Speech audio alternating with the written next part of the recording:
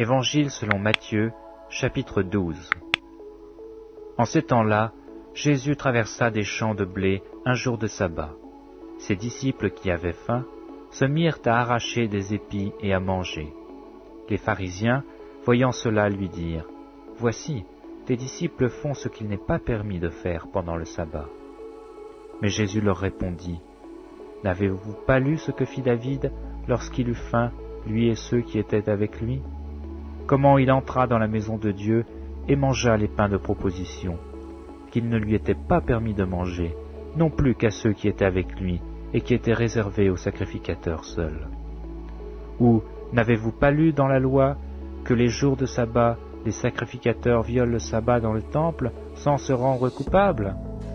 Or, je vous le dis, il y a ici quelque chose de plus grand que le temple. Si vous saviez ce que signifie « je prends plaisir à la miséricorde et non au sacrifice », vous n'auriez pas condamné des innocents, car le Fils de l'homme est maître du sabbat. Étant parti de là, Jésus entra dans la synagogue. Et voici, il s'y trouvait un homme qui avait la main sèche. Ils demandèrent à Jésus : « Est-il permis de faire une guérison les jours du sabbat ?» C'était afin de pouvoir l'accuser. Il leur répondit : « Lequel d'entre vous, s'il n'a qu'une brebis et qu'elle tombe dans une fosse le jour du sabbat, ne la saisira pour l'en retirer ? Combien un homme ne vaut-il pas plus qu'une brebis ? Il est donc permis de faire du bien les jours du sabbat. » Alors il dit à l'homme : « Étends ta main. » Il l'étendit, et elle devint saine comme l'autre. Les pharisiens sortirent, ils se consultèrent sur les moyens de le faire périr. Mais Jésus, l'ayant su, s'éloigna de ce lieu.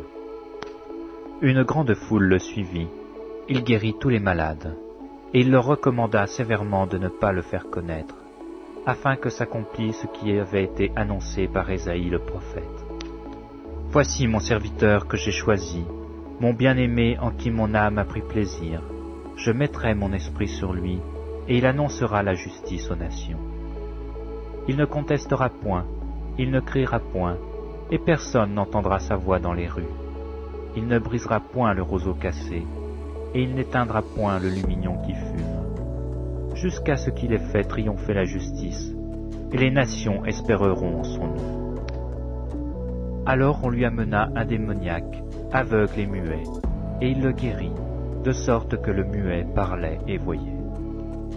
Toute la foule étonnée disait : « N'est-ce point là le fils de David ? » Les pharisiens, ayant entendu cela, dirent : « Cet homme ne chasse les démons que par Belzéboul, prince des démons. » Comme Jésus connaissait leurs pensées, il leur dit : « Tout royaume divisé contre lui-même est dévasté, et toute ville ou maison divisée contre elle-même ne peut subsister.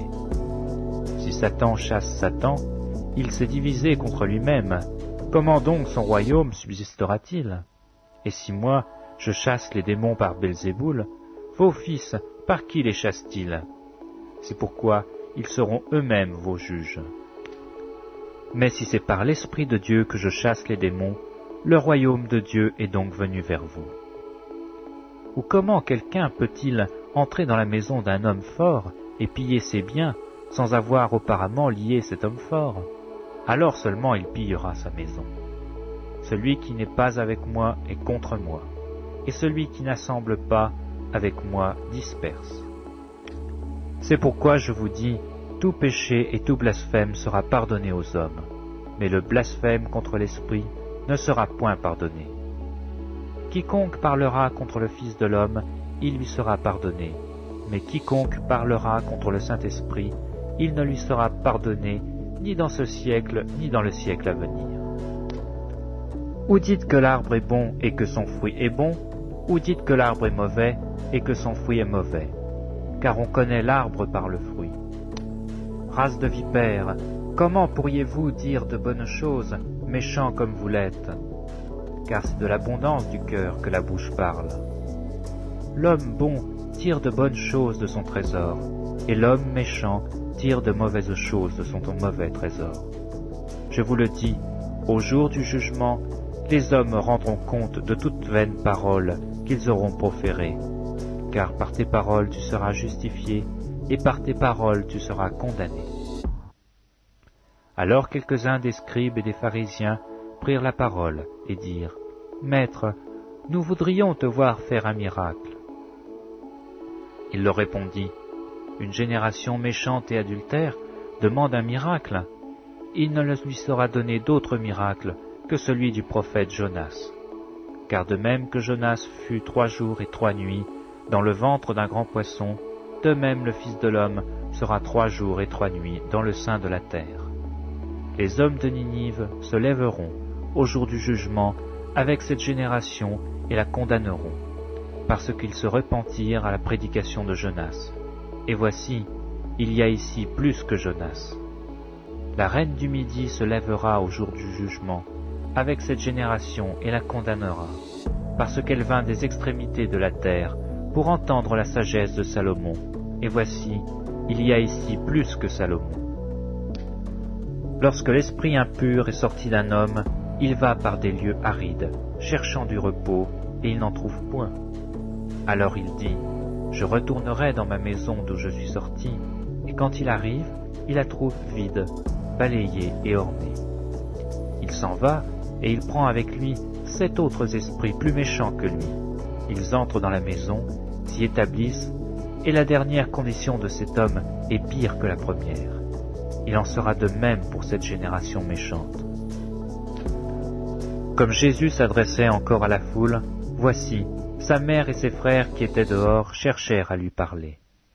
Quelqu'un lui dit, « Voici, ta mère et tes frères sont dehors, et ils cherchent à te parler. » Mais Jésus répondit à celui qui le lui disait, « Qui est ma mère, et qui sont mes frères ?»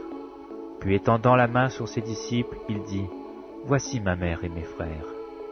Car quiconque fait la volonté de mon Père qui est dans les cieux, celui-là est mon frère, et ma sœur, et ma mère. »